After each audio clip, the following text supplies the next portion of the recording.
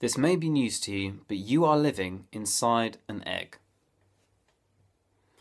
And what the egg represents is time. So all of us live within time. And one of the things that the Bible really sort of says very strongly is there's going to come a moment where we hatch and we are born into eternity, where there's a new heaven and a new earth and we live forever.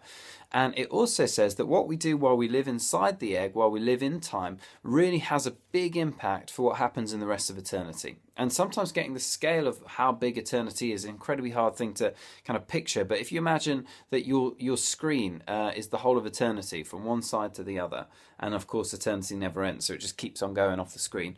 Time would just be like one tiny little pixel over here in the corner, just this tiny, tiny little thing. The whole of history, one pixel on your whole screen, and the rest is eternity. So it shows you how long eternity is, but it also shows you how important this little moment that we have is on the earth, and how that's going to shape everything that goes on from there.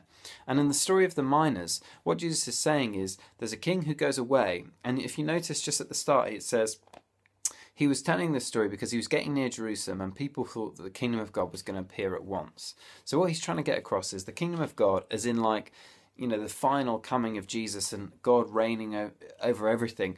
That's not going to happen for a while yet, and he's making that point. And then what's happening with the servants and the enemies of the king is he's saying that how you live while you're waiting for the king to finally return really makes a big difference for effectively what happens when the kingdom really comes. So the decisions that we make today, the things that we say, God cares about what we say, what we think, what we do. My ordinary day, a Monday, a Tuesday, a Wednesday, a Thursday, can have an impact on the whole of eternity. So that's worth thinking about as you eat a boiled egg. And then the other thing that I love, even as we kind of read these stories, again, just the picture of Jesus here, that he comes riding on a donkey. And that's from Zechariah chapter 9, where it talks about how the Messiah of Israel is going to come riding on a donkey, not a war horse. And there's a humility about that. But at the same time, Jesus isn't ashamed of who he is, and he knows the people should be praising him. So the Pharisees are saying, you know, tell these guys to shut up. And he says, no, the rocks will cry out if they don't sing my praises. And then the next thing that happens is he sees Jerusalem and he weeps over it. And you see his kingly kind of like strength here, but you also see his kindness and his compassion.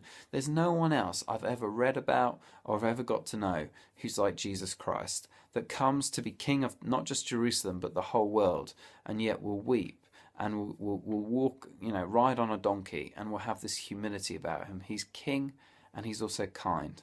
What an amazing God to worship. And for me, that makes me want to spend just the tiny little pixel that I have giving everything for him, living all out for him today. And it's just a bonus that as I do that, I realise, gosh, that's going to shape the rest of eternity.